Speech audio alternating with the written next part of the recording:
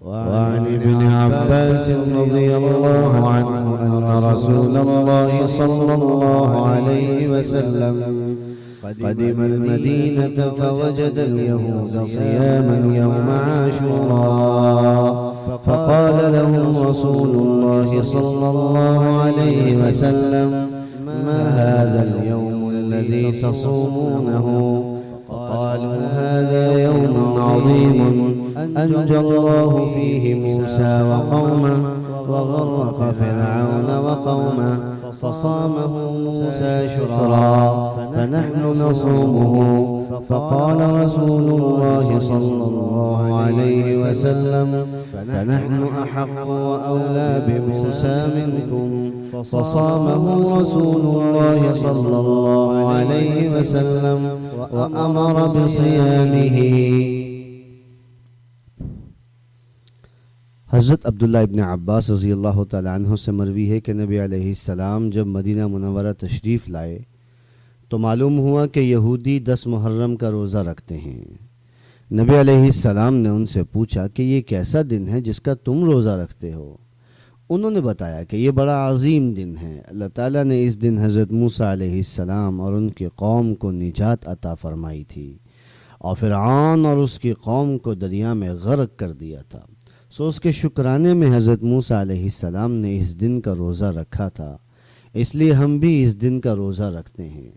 نبی علیہ السلام نے فرمایا پھر تم سے زیادہ ہم اس بات کا حق رکھتے ہیں اور ہم موسیٰ سے تمہاری نسبت زیادہ قریب ہیں۔ چنانچہ نبی علیہ السلام نے خود بھی اس دن کا روزہ رکھا اور صحابہ کو بھی اس دن روزہ رکھنے کا حکم دیا۔ فائدہ: ذیل کی حدیثوں کا مضمون بھی یہی ہے۔ نمبر 1، امام احمد اور مسلم وغیرہ نے حضرت ابو ہریرہ رضی اللہ تعالیٰ عنہ سے یہ روایت نقل کی ہے کہ ایک مرتبہ کسی شخص نے نبی علیہ السلام سے یہ سوال پوچھا کہ فرض نماز کے بعد سب سے افضل نماز کون سی ہے؟ نبی علیہ السلام نے فرمایا وسط شب کی نماز۔ سائل نے پوچھا کہ ماہ رمضان کے بعد کون سے روزے سب سے زیادہ افضل ہیں؟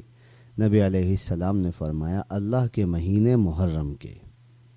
نمبر 2، امام بخاری اور مسلم وغیرہ نے حضرت عبداللہ ابن عباس کے حوالے سے یہ روایت نقل کی ہے کہ ان سے کسی شخص نے 10 محرم کے روزے کے متعلق پوچھا تو انہوں نے فرمایا کہ اس دن کے علاوہ مجھے کوئی ایسا دن معلوم نہیں ہے جس میں نبی علیہ السلام روزہ رکھتے ہوں اور دیگر ایام پر اس کی فضیلت تلاش کرتے ہوں۔ اسی طرح ماہ رمضان کے علاوہ مجھے کوئی ایسا مہینہ معلوم نہیں ہے جس میں نبی علیہ السلام روزہ رکھتے ہوں اور دیگر مہینوں پر اس کی فضیلت تلاش کرتے ہوں۔ نمبر 3، امام بخاری اور مسلم وغیرہ نے حضرت عائشہ صدیقہ رضی اللہ تعالیٰ عنہا سے یہ روایت نقل کی ہے کہ 10 محرم ایک ایسا دن ہے جس کا روزہ زمانہ جاہلیت میں قریش کے لوگ بھی رکھتے تھے اور نبی علیہ السلام بھی اس دن کا روزہ رکھتے تھے۔ جب نبی علیہ السلام مدینہ منورہ تشریف لائے تب بھی یہ روزہ رکھا اور لوگوں کو بھی یہ روزہ رکھنے کا حکم دیا۔ پھر جب ماہ رمضان کے روزے فرض کر دیے گئے تو نبی علیہ السلام نے فرمایا 10 محرم کا روزہ جو چاہے رکھ لے اور جو چاہے ترک کر دے۔ نمبر 4، امام بخاری اور مسلم وغیرہ نے حضرت سلمہ ابن اکوع رضی اللہ تعالیٰ عنہ سے یہ روایت نقل کی ہے کہ نبی علیہ السلام نے قبیلہ اسلم کے ایک آدمی کو حکم دیا کہ لوگوں میں اعلان کر دو کہ جس شخص نے کچھ کھا لیا ہو اسے چاہیے کہ بقیہ دن کھانے پینے سے رک جائے اور جس شخص نے کچھ نہ کھایا ہو اسے چاہیے کہ روزہ رکھ لے کیونکہ آج عاشورہ کا دن ہے۔ نمبر 5، امام بخاری اور مسلم وغیرہ نے علقمہ سے یہ روایت نقل کی ہے کہ ایک مرتبہ اشعث بن قیس 10 محرم کے دن حضرت عبداللہ ابن مسعود رضی اللہ تعالیٰ عنہ کی خدمت میں حاضر ہوئے تو وہ کھانا کھا رہے تھے۔ اشعث نے ان سے عرض کیا کہ اے ابو عبد الرحمن آج تو عاشورہ کا دن ہے۔ حضرت عبداللہ ابن مسعود نے فرمایا کہ اس دن کا روزہ ماہ رمضان کے روزے فرض ہونے سے پہلے رکھا جاتا تھا، جب رمضان کے روزوں کی فرضیت کا حکم نازل ہو گیا تو یہ روزہ متروک ہو گیا، اس لیے اگر تمہارا روزہ نہ ہو تو تم بھی ہمارے ساتھ کھانے میں شریک ہو جاؤ۔ نمبر 6، امام بخاری اور مسلم وغیرہ نے حضرت عبداللہ ابن عمر سے یہ روایت نقل کی ہے کہ زمانہ جاہلیت میں بھی لوگ یوم عاشور کا روزہ رکھتے تھے۔ نبی علیہ السلام اور مسلمان بھی رمضان کی فرضیت سے پہلے اس دن کا روزہ رکھتے تھے۔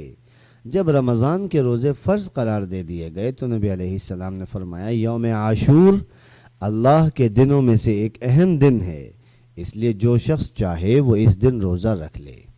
نمبر 7، امام بخاری اور مسلم وغیرہ نے حضرت ابو موسیٰ اشعری رضی اللہ تعالیٰ عنہ سے یہ روایت نقل کی ہے کہ یہودی لوگ یوم عاشور کی تعظیم کرتے تھے اور اس دن کو عید کی طرح مناتے تھے۔ نبی علیہ السلام نے اپنے صحابہ سے فرمایا تم اس دن کا روزہ رکھا کرو۔ نمبر 8، امام مسلم اور ابو داود وغیرہ نے حضرت عبداللہ ابن عباس سے یہ روایت نقل کی ہے کہ جب نبی علیہ السلام نے یوم عاشور کا روزہ خود بھی رکھا اور لوگوں کو بھی اس دن کا روزہ رکھنے کا حکم دیا تو وہ کہنے لگے یا رسول اللہ یہ وہ دن ہے جس کی یہود و نصارہ تعظیم کرتے ہیں۔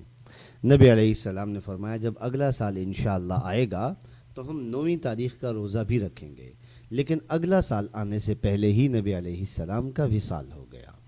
نمبر 9، امام ترمذی نے حضرت علی رضی اللہ تعالیٰ عنہ سے یہ روایت نقل کی ہے کہ انہوں نے ایک آدمی کو نبی علیہ السلام سے یہ سوال پوچھتے ہوئے سنا کہ یا رسول اللہ ماہ رمضان کے بعد آپ مجھے کس مہینے کے روزے رکھنے کا حکم دیتے ہیں؟ نبی علیہ السلام نے فرمایا کہ تم ماہ رمضان کے بعد اگر کسی مہینے کے روزے رکھنا چاہتے ہو تو محرم میں روزے رکھا کرو، کیونکہ یہ اللہ کا مہینہ ہے۔ اس میں ایک دن ایسا آتا ہے جس میں اللہ نے ایک قوم کی توبہ قبول کی تھی اور ایک قوم کی توبہ قبول کرے گا۔ تشریح، اسلامی تقویم میں سن ہجری کا آغاز محرم سے ہوتا ہے۔ چونکہ سن ہجری کا اجرا حضرت عمر فاروق رضی اللہ تعالیٰ عنہ کے دور میں کیا گیا، اس لیے اسی دور میں محرم کو اسلامی سال کا پہلا مہینہ قرار دیا گیا۔ محرم کا مہینہ تاریخی وقائع سے بھرپور مہینہ ہے اور اس کی تاریخی اہمیت اسلام سے پہلے مشرکین، یہودیوں اور عیسائیوں میں بھی مسلم تھی۔ چنانچہ یہ تینوں گروہ اس دن کی تعظیم کے پیش نظر اس دن کا روزہ بھی رکھتے تھے۔ قریش کے لوگ اسی دن غلاف کعبہ تبدیل کرتے تھے اور یہودیوں کے ہاں یہ دن ایک تہوار کی حیثیت رکھتا تھا۔ رسول اکرم صلی اللہ علیہ وسلم کی تشریف آوری کے بعد اس مہینے کی اہمیت میں کمی کی بجائے مزید اضافہ ہو گیا۔ چنانچہ نبی علیہ السلام نے اس مہینے کی اہمیت میں اضافہ کرنے کے لیے اسے اللہ کا مہینہ قرار دے دیا، حالانکہ مہینے تو سب اللہ ہی کے ہیں۔ اسی طرح 10 محرم کے روزے کو ابتدا میں مسلمانوں پر فرض قرار دیا گیا، چنانچہ نبی علیہ السلام نے خود بھی روزہ رکھا، لوگوں کو بھی روزہ رکھنے کا حکم دیا، پھر عمومی اعلان بھی کروایا۔ جو لوگ صبح کے بعد کچھ کھا پی چکے تھے انہیں امساک کا حکم دیا، نیز عورتوں کو حکم دے دیا کہ اپنے بچوں کو اس دن دودھ نہ پلائیں تا وقتے کہ روزہ مکمل ہو جائے۔ یہ تمام امور اس کی اہمیت کی علامت ہیں۔ بعد میں اس کی فرضیت کو ختم کر دیا گیا اور اس کا استحباب باقی رہ گیا، اور اس میں بھی یہود و نصارہ کی مشابہت سے بچنے کے لیے 9ویں یا 11ویں محرم کا روزہ ساتھ ملانے کی ترغیب دی گئی، جیسا کہ اوپر کی احادیث سے معلوم ہوا۔